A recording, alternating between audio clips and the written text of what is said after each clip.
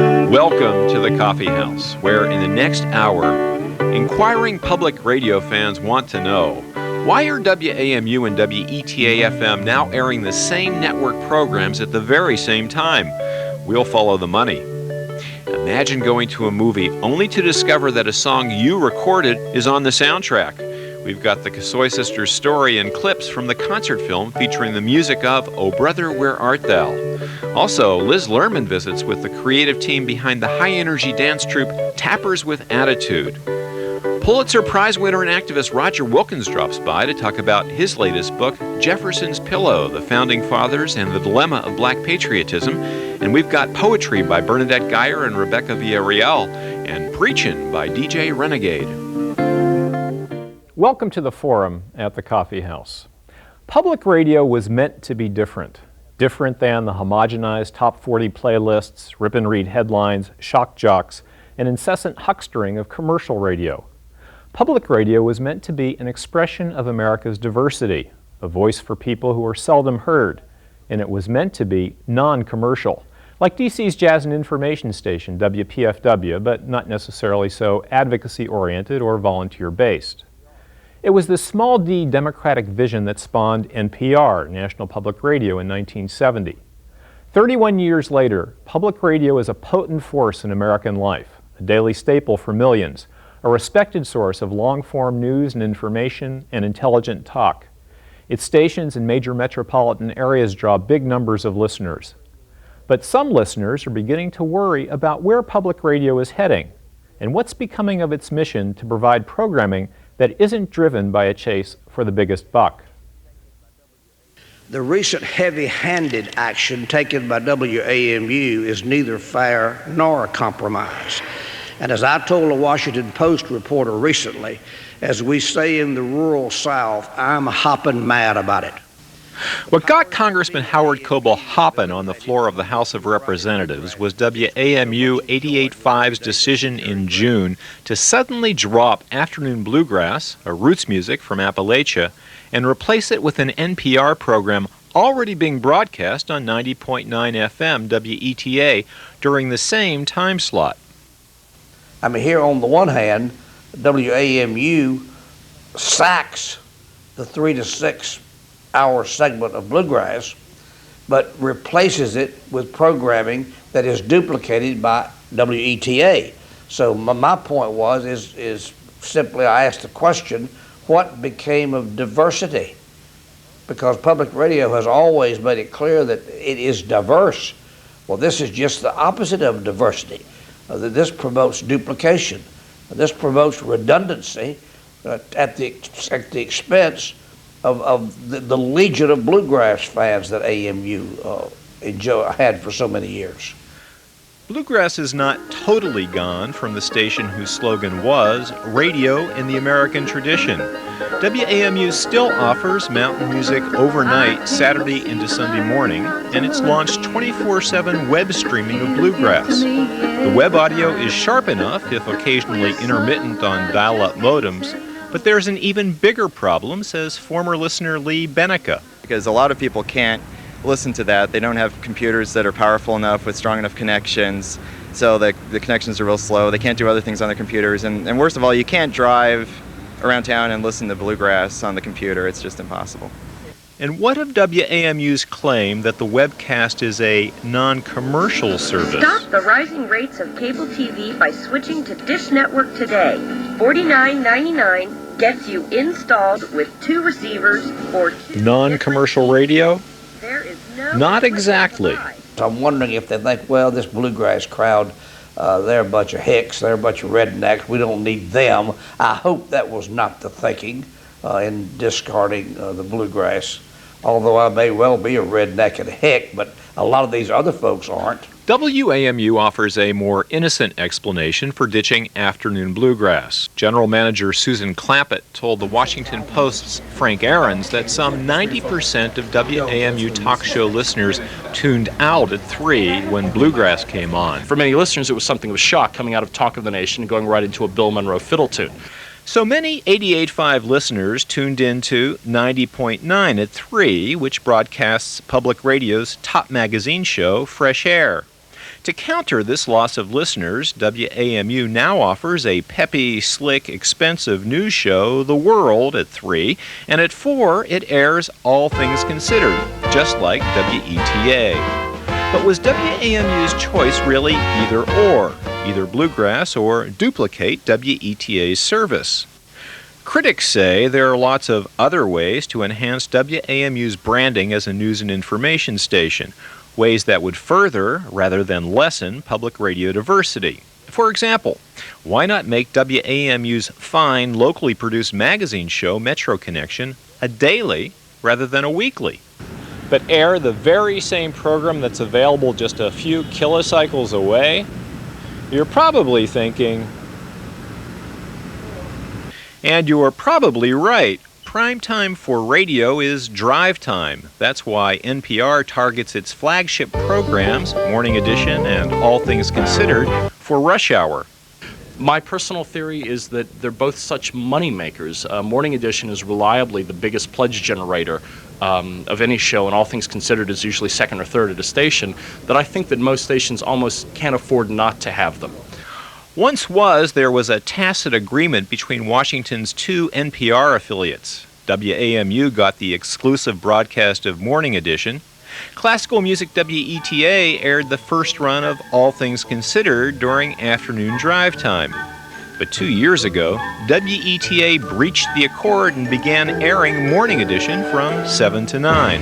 When WETA in the morning drive had classical music, their numbers are about the same as they are with Morning Edition, but their pledges are higher for Morning Edition. So WETA can't now complain about WAMU poaching on its afternoon drive time programming. And to NPR chief Kevin Close, the more affiliates carrying network programming, the better. As Kevin Close did point out, why do you put one Starbucks on the opposite corner from another Starbucks? Well, that means more people drink Starbucks coffee.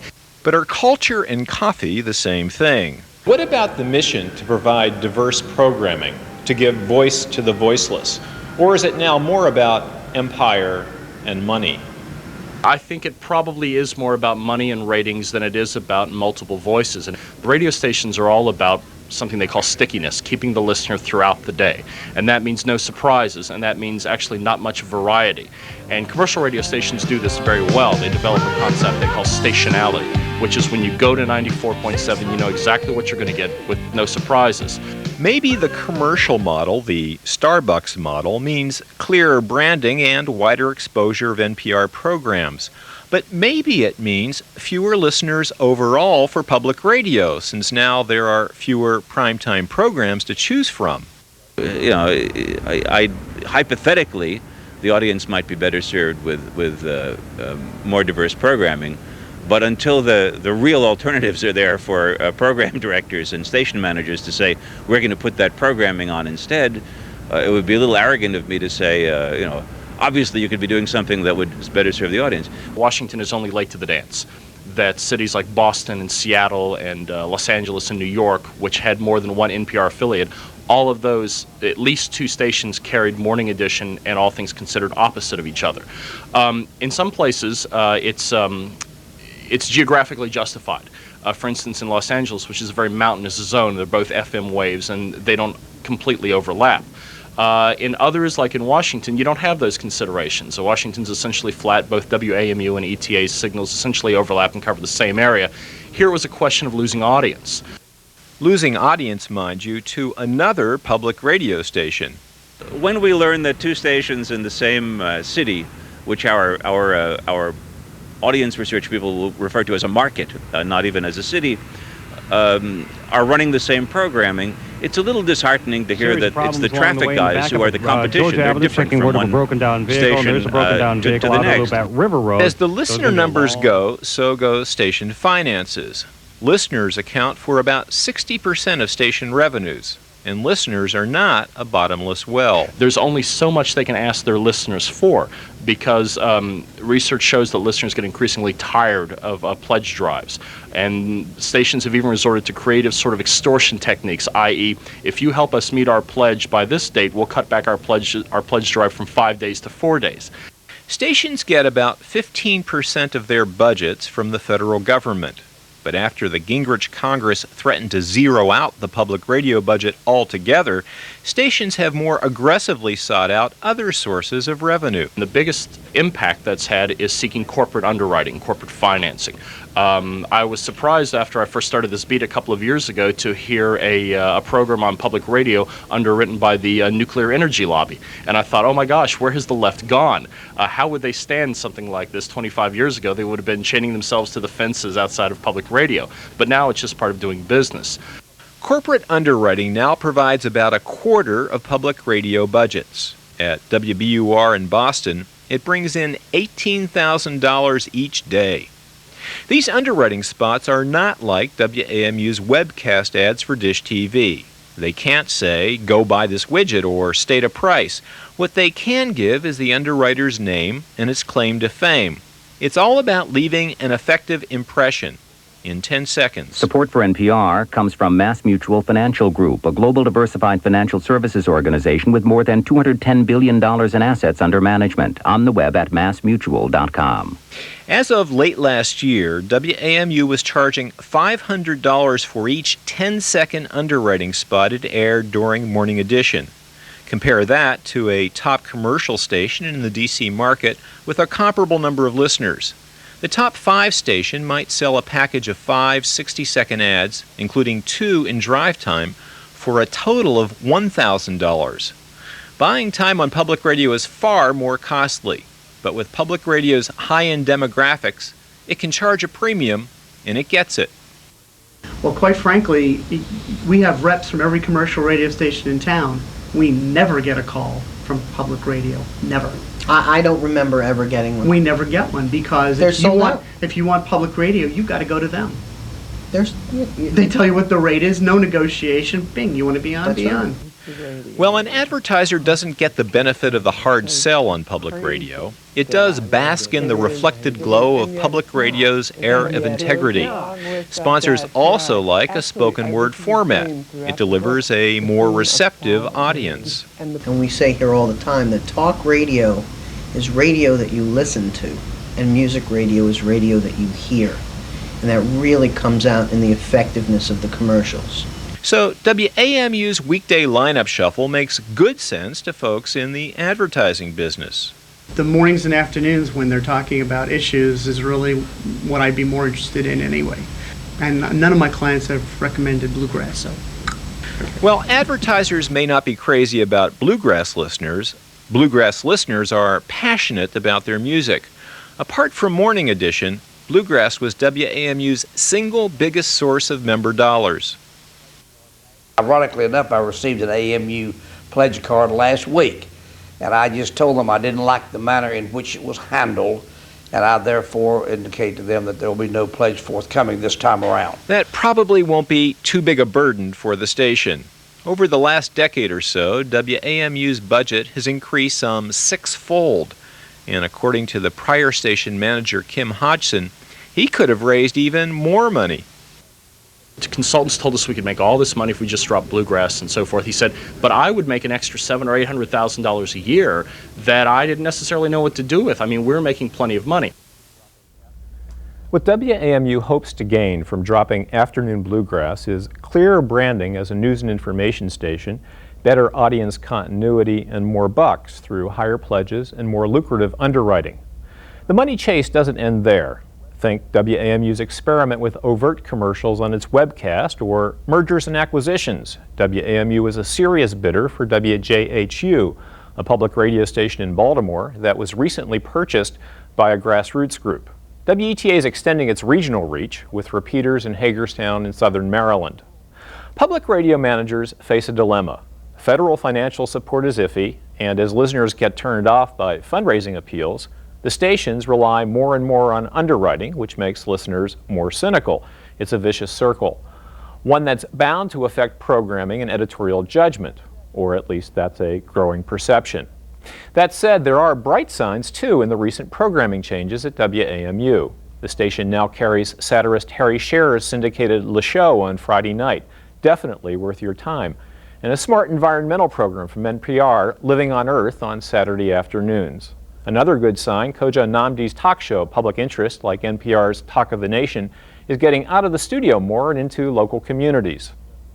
I requested interviews with the general managers at WAMU and WETA-FM. I offered to meet with them jointly or separately, at times and places of their choosing. The PR directors for the stations consulted with one another according to WAMU's Chris Naylor, and then both station managers declined to be interviewed.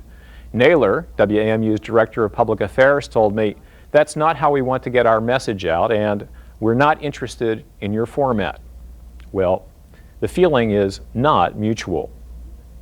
Still to come, the Kossoy Sisters and music from the concert film Down from the Mountain. Liz Lerman hosts Tappers with Attitude.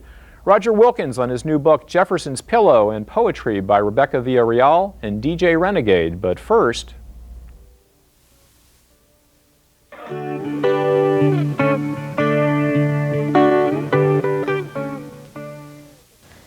Shirtless men. I remember it was the first time I saw any man other than my father, topless, glistening with summer sweat, and not from mowing lawns. One grabbed my 12-year-old hand, ran with me to the center of the frenzied circle. There were fiddlers under spotlights on the makeshift stage next to the barn. I didn't even have breasts yet, but still felt like one of the chosen, passed around the circle of moonlit grins and biceps carved by days spent baling hay. Later, they would give me bread seasoned with fat drippings and smoked onion, tell me how the cats ran feral to make meals of the mice, offer me beer and moonshine. I came to think farms were worlds unto themselves, where even children drank beer after a long day on the threshing machine. My cheeks radiated like a post-Eden eaves on the ride home, my parents cautious as beekeepers.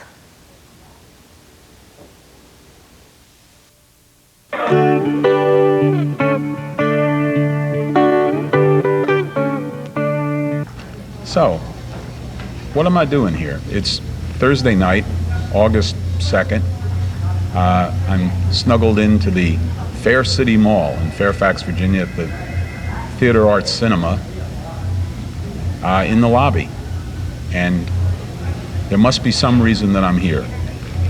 And actually, that reason is I'm with Ellen and Irene Kossoy, the Kossoy Sisters, which is what happens when you have two females and they're twins. You call them sisters. And we're here. Well, why are we here tonight? You know why we're here. Yes, there's a preview for the movie Down from the Mountain, which is kind of a result of the movie Oh Brother, Where Art Thou? It's it's the concert. It's the concert portion of it. And we're here to do a little preview concert ahead of the movie. Now, there's a reason why you two are here, and we're going to get to that later in the interview. We're going to build the suspense. And it's a phenomenal story. But you guys are performing musicians, and you've been doing this for a while. Yes.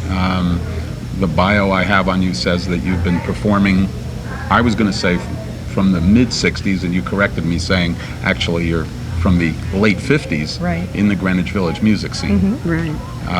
What style, what were you playing back then? We were playing traditional music from the southern mountains mostly. And you mentioned that actually you went on and made a recording for the Tradition label. Right. Patty Clancy of the Clancy Brothers was just starting the Tradition label, and he approached us and asked if we would do a recording, which we did with Eric Darling. The most amazing part of this, and now we've kept the viewers waiting for this, is how you learned of your involvement with the movie Oh Brother, Where Art Thou? This is an amazing story to me, and only in America, only in the Fair City Mall perhaps, but tell us about your involvement and most importantly, how you became aware of your involvement with this phenomenally successful film by the Coen brothers, Oh Brother, Where Art Thou? Well, I was out in California last Christmas visiting my son, and the movie opened the day after the film opened in the Los Angeles area. We decided to go to a movie and both of us liking Coen Brothers films, we decided to see that. And we were sitting through the movie, and all of a sudden there's this music playing softly in the background, and I was listening to it and thinking, gee, that sounds familiar. This was the scene where the blind, as they said, they got people singing into a can. Yeah, the blind playing a record, and then that scene ends, and it shows the three guys running through the woods, and the music swells up and becomes much louder. And at that point, I realized it was us. And your elbow is working away on your son. Right, saying, "That's me, that's me." And he's saying, "Oh, Mom." He believed you right off. Oh no, he knew it because he had heard us sing it many times. So I was just so astounded I could hardly sit still. How did I was this just happen, about ready to fall off my chair. And when did you hear about it? I mean, obviously very soon Ellen after. called me that night, just after they left the movie. Had you seen the movie yet? No, because it hadn't opened in Boston. It didn't open till the following week in Boston. So she called me that night as soon as she got out of the theater and said, "You're never going to believe this." Now, have you been performing relatively straight through from the late 50s until present? No, kind of sporadically. A festival here and there? Yeah. I lived in St. Louis for many years. Which made rehearsals tough then, I And guess. we were both raising families, and so it was really hard for us to get together except on a very occasional basis. Okay.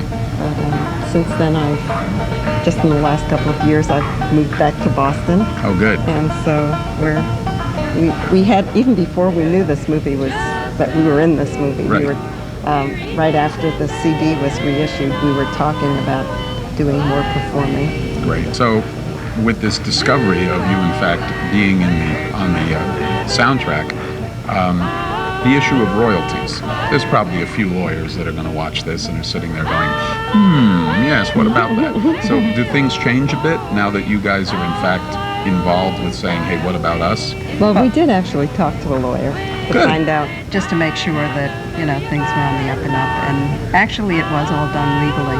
Yeah. And we are getting money for it, so yeah. That's good. I'm tickled to be here with you, and it'll be fun to watch the movie with you. Now, you're going to do a performance first. We're going to do a little half-hour. Right, just a little short kind of teaser in a way. Well, it's getting close to showtime. Thanks for joining us. Let's go get some popcorn and jujubes, and in we'll go to see Down from the Mountain, and who knows? We're never sure with the genre who'll appear in this that we're not expecting. Thank you very much. You're welcome. Thank you.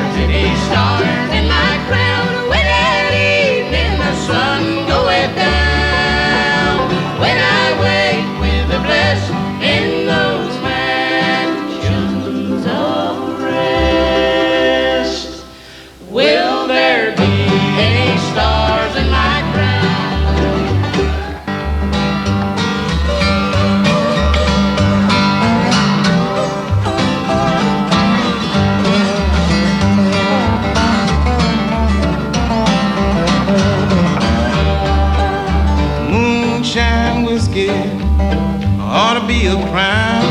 When I start drinking, I'm bound to lose my mind. Oh, brother, down, getting through for time. Don't you weep, pretty baby.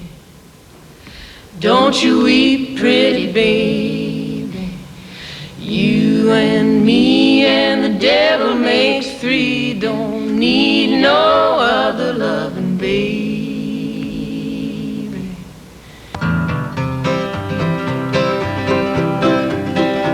In the highways, in the hedges, in the highways, in the hedges, in the highways, in the hedges, I'll be somewhere working for my Lord. I'll be somewhere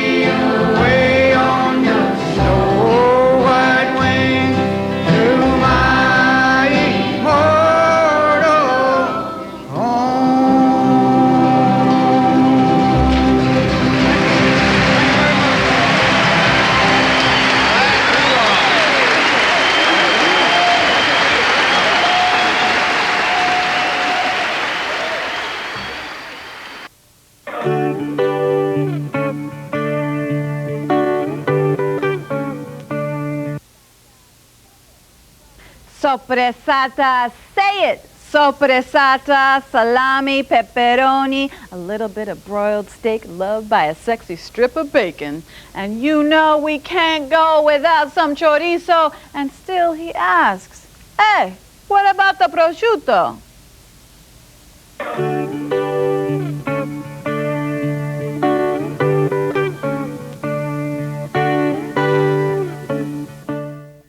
Welcome to In Step at the Coffee House. This year is the 10th anniversary of Tappers with Attitude, the Silver Spring-based dance company. And that's cause for celebration. Tappers with Attitude, TWA, is in the forefront of the percussive tap dance scene. Its dance company for young people is highly regarded for its commitment and enthusiasm. And that reputation is spreading as TWA collaborates with guest artists from across the country, bringing the best in tap to the DC area. I'm pleased to be joined by the moving spirits behind Tappers with Attitude, Renee Krythen and Yvonne Edwards. Welcome to the Coffee House. I can't tell you how glad I am you two are here. Let's start with just some general background. Tell us about Tappers with Attitude and Knock on Wood and what the relationship is. Who's going to start? Well, I guess I'll start because we had Knock on Wood is the home of Tappers with Attitude. And from that group of students that we have, many of them go on into Tappers with Attitude. The adults go into Step Aside, and the children go into TWA. But this was her dream, Tappers with Attitude. How so? Tappers with Attitude got started from a couple of teenage students I had who had wonderful potential and really didn't have an outlet in the Washington, D.C. area to perform. And Savion Glover would come to Washington, sponsored by WPAS, a couple of years in a row. These kids and others would come together once a year and be very, very inspired. And then Savion Glover would leave town, and the kids went their separate ways. So I really felt there was a need for kids to get together and learn and be inspired by each other as well. That's great. So you have the studio and people can come and take class, and then you have two companies, one for adults and one for young people. Yes, we do. And how do the kids get into this company? There's an audition process, and there's several steps along the way. They start in a workshop just to sort of dip their feet in and see how they like it. Then they go into an apprentice company, and those who are really committed have an opportunity to be in a core company.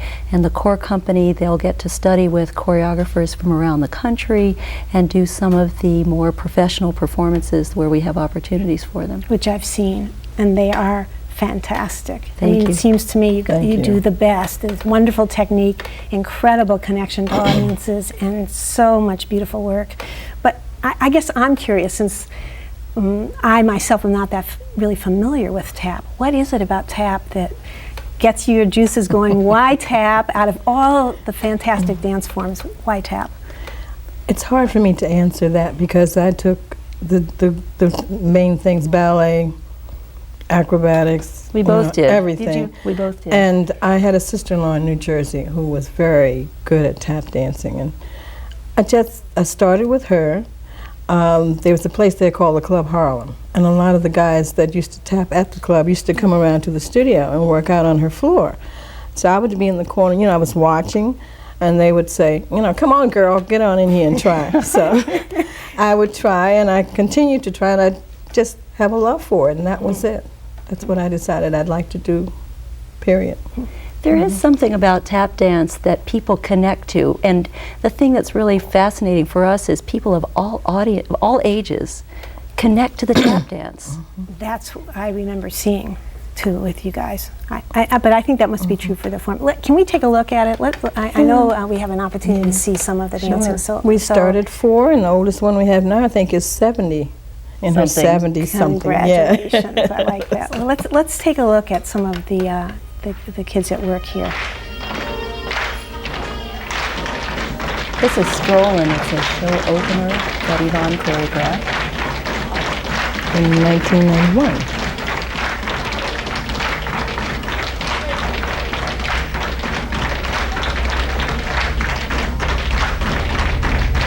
It's wonderful when the kids come back to visit after they've graduated and gone on. they learned this dance. This is one of the first dances they learned. So they jump right back in? Yeah, they don't seem to forget it.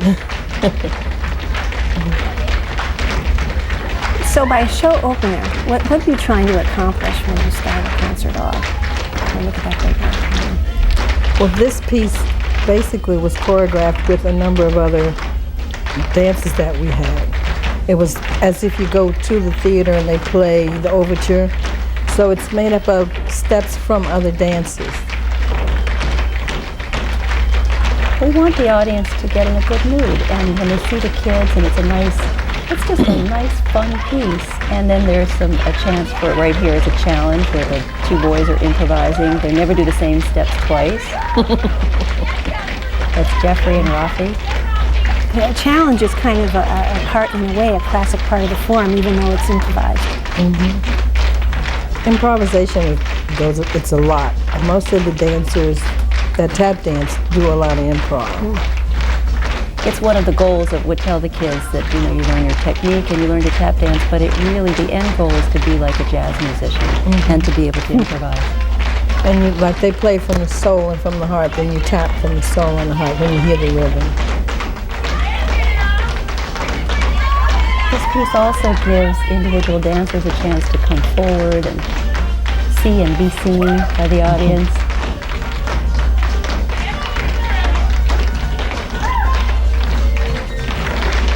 I've been trying for several years to come up with another piece, but I haven't been able to do it, and so they still enjoy doing it, so we continue. That's how it is when you get one of those dances that just really works. It stays in your repertoire for a long time. It's hard to explain what it is about a piece that just has longevity and resonates with an audience, but the audience just has a wonderful time with this. And the kids do too. We like to give each one a chance to come out, if not as a solo, as a group, a small group. Give them a chance to be seen. The thing that's wonderful to me about the company is the kids in this group. This is our apprentice and our core company, so there are maybe 20 kids. No two of them go to the same schools. They come from all over the Washington metropolitan area. So it really is, we like to think of it as an oasis for the kids too. And they don't have an attitude.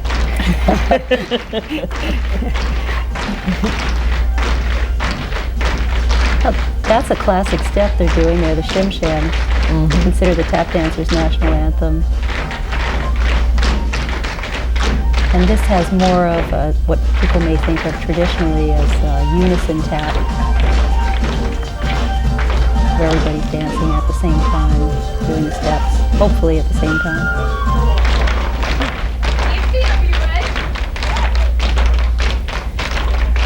Seems to me you get the best of both worlds, working on all the unison discipline part and then all the freedom of the improvisation. Oh, that's beautiful. There's your t-shirt. Great. Well, it's interesting for us to have started with that piece because, as you said, it had some of the more classical elements of tap inside it.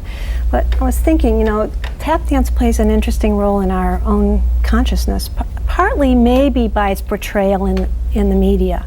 I was thinking about how I grew up on Shirley Temple films, and for people like me, there's a sense of a kind of tapping and a kind of person who tapped, or a role for that person who tapped, given the politics of the time. But then you think about Savion Glover and bring in the noise, bring in the funk, and you have this incredible transformation. So what happened to tap, and where is it playing now in our consciousness, and how do you guys think about those things? Well, just last Sunday, Fred Strickler from California, I believe he is, isn't he, did the Morton Gould tap concerto at the Capitol, on one of the concerts there. It goes long. It goes from the classic tap, the rhythm tap that people see. It has moved into classical. It goes into bebop, which we've done. And we did a classical piece of Bach, a tap to Bach, too. There's such a wide range of expressive possibilities in tap dance, and our company, one of the things that I love about Tappers with Attitude is the kids' willingness and the audience's willingness to embrace all kinds of expressions of tap. We have a gospel piece, we have a cappella tapping, we have a noise funk type style. One of our dancers graduated and went into the original Broadway cast. And one of the things Yvonne and I always talk about that we can agree on is good tap is good tap. You know, if something, if you feel something, it relates to an audience, we don't ever have an argument about whether a Shirley Temple type tapping or Savion Glover. To us, if it's really good tap, it's all wonderful. Wow, that's terrific. You can get that feeling. So you guys, it's been 10 years and here you are, and I know you have a lot of dreams. What's coming up next? What's your greatest dream, and maybe one of the obstacles? It's just surviving. I know staying alive for 10 years is, I need to congratulate you for it, because I know how hard it is. Thank you. Thank you. It went by very fast. Yes, Yvonne? Have we done 10 years? I can't believe I it. think so, yeah. So what about a new dream? Well, I would just like to see more of what we've been doing more often. I'd like to be able to bring to the kids more of the master teachers who are still alive, because many of them are no longer with us, but some of them are still alive, and it does take funding to bring them in. I think that's one of our biggest challenges. And you know, you do feel a sense of the sand slipping through the hourglass, because there aren't that many, and it does need to be passed on directly from a mentor to the student. There's nothing like that person to person. And when these master choreographers come in, I know that that just must be incredibly inspiring for the And kids. it has been very inspiring, because every time the kids come out to do another piece, there's another attitude. There's another scene to the play, more or less. For like she said, from the gospel piece, and then we'll come out maybe with another strolling piece, or a piece by Lane Alexander where it's just percussive, using hands and body. So, and they're able to go from one mood to the other. That's almost like doing a little acting at the same time. And that's good for them. Well, I just want to tell you, the time's gone so fast. I can't wait to see your next project. I want to just encourage everybody watching to come see you. And I know they can, and they can get in touch with you at their website. So if you'd like to learn more about Tappers with Attitude, you can visit their website at knockonwood.org. Thanks to Renee Krythen and Yvonne Edwards of Tappers with Attitude for joining me in the coffee house. I'm Liz Lerman, and this has been In Step.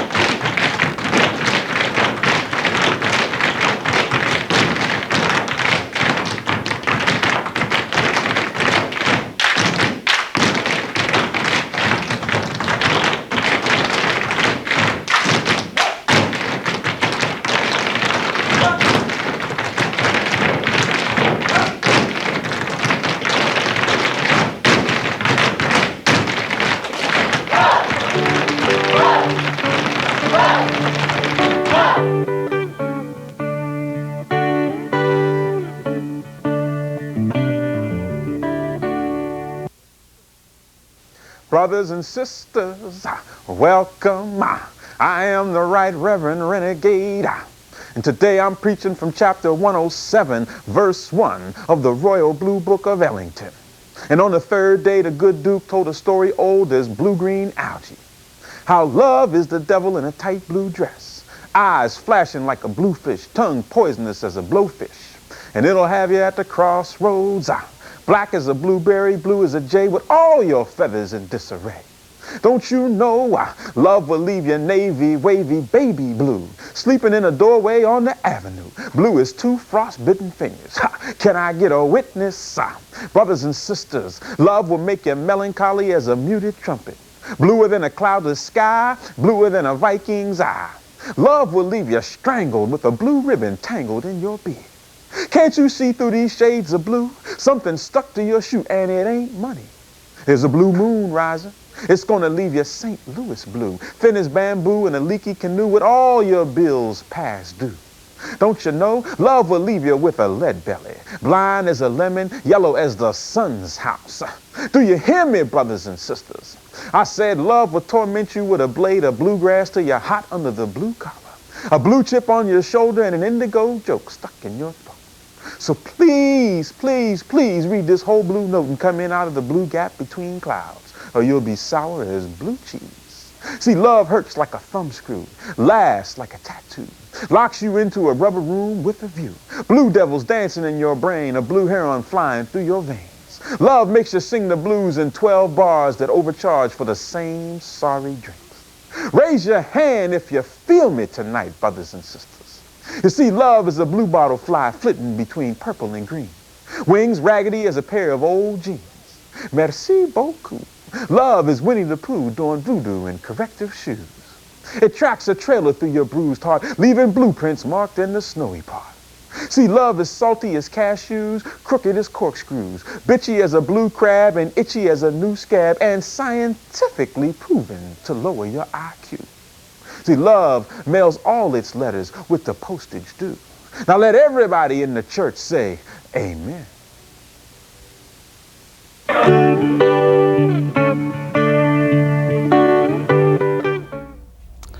Welcome to Writer's Block.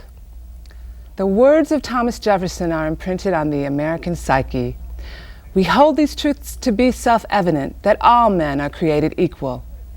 But Jefferson's words were hypocritical. He did not heed these truths, did not treat all men in an equal fashion. He spoke of liberty and freedom and democracy, even as he remained a slave owner to his dying day. In his new book, Jefferson's Pillow, The Founding Fathers and the Dilemma of Black Patriotism, Roger Wilkins examines Jefferson as well as George Washington, James Madison, and George Mason. He reveals that while these men publicly castigated the system of slavery, privately they enjoyed the lifestyle it provided them. Roger Wilkins is professor of history at George Mason University. He has been a recipient of the Pulitzer Prize. He was Assistant Attorney General during the Johnson administration and an activist in the Civil Rights Movement. His previous work includes an autobiography entitled A Man's Life. In 2001, he became a member of the school board of the District of Columbia, and he lives in Washington, D.C. Welcome to the Coffee House. It's a pleasure to be here, Lisa. So this is called Jefferson's Pillow because? Jefferson wrote in his autobiography that his first memory was of being carried by a slave riding on horseback on a pillow from one of his family plantations to another. And it struck me that this was the perfect metaphor for what I wanted to say about the Revolution, which was that America could not have been what it was at the time of the Revolution but for the power and the work and the production of the slaves. And the slave-owning founding fathers could not have been the people they were without having been buoyed up. Yes, the cushion. By the slaves. And they led lives that were cushioned by slavery. So that the idea of the Revolution as an all-white enterprise led by guiltless and wonderful white men is wrong. Right. And so I thought the pillow was very appropriate. A lot of people think it's about Sally Hemings, but it's not. It's not, right. Right. Although you do mention her. I do. But you talk about all four of these men in terms of their sort of entitlement and their accomplishments. You're very thorough, but with the backdrop of their...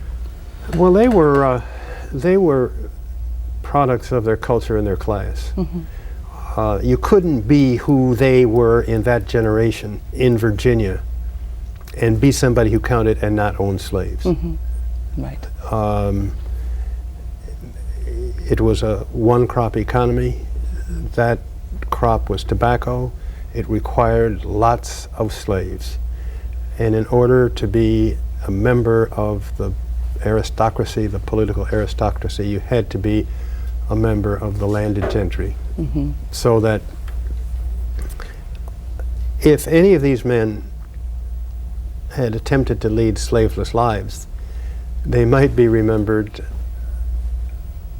as secular saints, Mm-hmm. as minor oddities, Right. but they would not have been the massive public figures that have come down to us in history.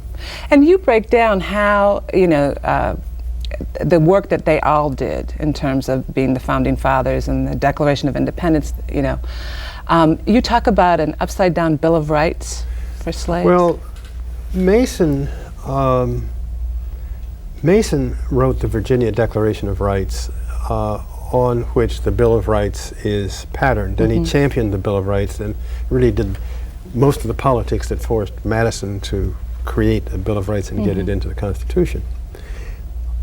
Well, what do these guys want? In the First Amendment, the right to assemble, the right to go to Washington and petition for grievances, freedom of speech, and freedom to do politics. That was everything that the slave codes denied to the blacks. They couldn't assemble. They obviously couldn't do politics. They couldn't go anywhere to petition for grievances. They had no freedom of speech. These men led a revolution crying toward England, "We will not be slaves." At the same time. But the slaves that they owned gave flesh to their fears. And so they knew what unfreedom was because they had imposed unfreedom in this upside-down Bill of Rights on the slaves. So they knew what it took really to be free, and that's one of the ways that they were able to fashion such a wonderful document as the Bill of Rights. And the irony of fighting for freedom and democracy at the same time not even they knew these were not immoral men. They were morally deformed by their culture. Right. But they were not morally blind. They knew slavery was wrong. They knew slaves were people. They knew slaves hurt when you hit them. They knew it was wrong to sell people away from their families. They knew that selling somebody down to the West Indies when they'd never have a chance to see their families was horrible. And they knew that slavery degraded them. They said so. Every master of slaves is a born tyrant. Mason said that. But they couldn't figure out, none of those four men ever lived a slaveless day in his life. Wow. Washington, really became anti-slavery at the end of his life, and he wrote a will freeing his slaves. Madison wanted to, but realized when he tried that it would bankrupt his wife and leave her penniless. Mason made the most powerful anti-slavery statements, but he had lots of kids. And when he died, he willed his slaves to his children just the way he willed them his cattle and his furniture. And Jefferson was really quite a self-indulgent guy, and he got debts from all kinds of places, but part of his debt was buying a lot of stuff from England when he was already France when he was deeply in debt. So his only wealth was the slaves, and he really didn't free any other than some named Hemmings. You call him the most hypocritical, don't you? Well, yeah, there is a streak of. I don't think he was he wouldn't be a good friend. He was not loyal to President Washington when Washington needed him. He did politics in a very sly way. He was emotional and said foolish things, but he also wrote some of the enduring beliefs. Beautiful. Yes, and beautifully written. And he hated, he just wrote miscegenation was horrible, the worst thing that could be. And yet here was Sally Hemings having all these babies. Now, even if the babies weren't his, the miscegenation that was obviously going on his plantation was made possible by the fact that he owned this woman and he permitted it to occur, whether it was with his brother, his uncle, his nephews, I think the probability is it was Jefferson. But it's pretty hypocritical to do that. And yet, all of these men, the end result of what they did was to create a country in which I and others of my generation were able to use the rights that they established and the ideals that they put into our culture to create a better country, to enlarge freedom for blacks, for Hispanics, for Native Americans, for gays, everybody, women. And that's why I say I'm a patriot, because first of all, I'm an American. I like baseball and B.B. King and you know, and we were talking before, my daughter loves John Coltrane and those are American those figures. are American things, that's right.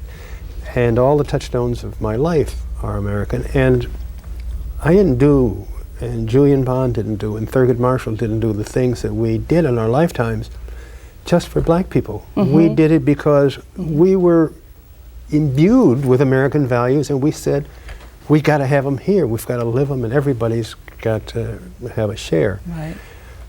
Well, you can't do that. You can't take advantage of that and not look back at these guys and say, boy, they really left us something. Flawed as they were. And people don't have to be all one way, you know? Well, and you juxtapose their stories with your own and your own families. We just have a couple minutes left, but you talk about your ancestry, you talk about the slaves in your own family, and you talk about a trip to Ghana. Could you just mention a little bit about that? Well, somebody called me in a talk show and said, you had those slaves in your family and you got that old slave name. Why do you keep that old slave name? And I said, it might have been a slave name when they put it on, my great-grandfather, but as a sharecropper with honor and dignity, he gave that name his stamp, and then my grandfather gave it his stamp, and then my uncle and my daddy and my aunt, they gave it their stamp, and this is our name. It's no slave name. This is a proud black family's name. I went to Ghana and I saw people who looked like me. And I was very moved. It was unlike any, I've been in Africa lots, but it was the first place that I've really seen people who looked like cousins. Yes. And then I went to the Cape Coast Castle, the dock from which they sold, one of them, to which they sold slaves. And I went down in a dungeon, and it was awful, where they just kept them packed in for a long time. And then out of this door of no return, extruded them to that horrible trip across the Atlantic Ocean, where so many died, and I just almost physically staggered under the weight of the knowledge that I was probably where some of my ancestors left on that horrible trip. But I realized as I stood there and I looked at the curve of the ocean that toward the Americas, that the centuries had made me an American. That though I loved my Ghanaian ancestors and I revered them, that my American slave ancestors had poured their toil and blood into this soil. And they had made it mine, and nobody on this earth could take it away from me. And that's the beauty of the juxtaposition, actually, is that the first book, the first half is the Founding Fathers, the second half is your family, this American story, and how they're related, that they're they're joined together. Right, So. and you know, Miles Davis is not a Ghanaian. Right, right. Thank you, Roger. You're welcome. Many thanks to Roger Wilkins for rushing back from his vacation to be with us for the show. Again, his new book is Under Jefferson's Pillow, The Founding Fathers and the Dilemma of Black Patriotism. I'm Lisa Page, and this has been Writer's Block. Thank you.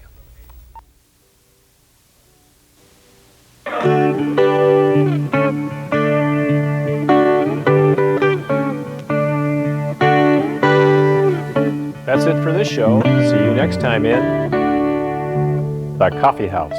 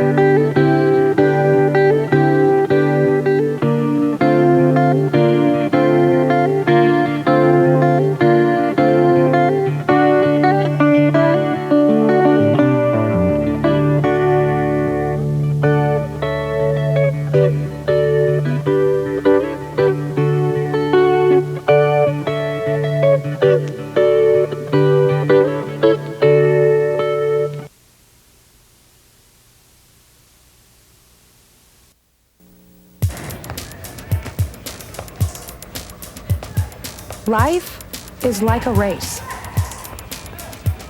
Sometimes you win,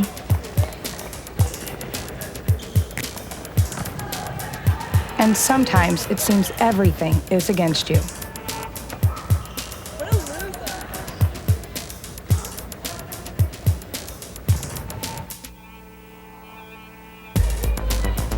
When it feels like you're losing the race, the Girls in Boys Town National Hotline can give you the tools and confidence to get back on track.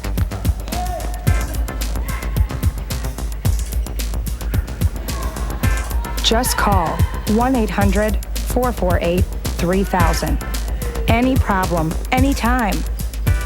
We're here for you. The Girls in Boys Town National Hotline. Plant a tree for your tomorrow.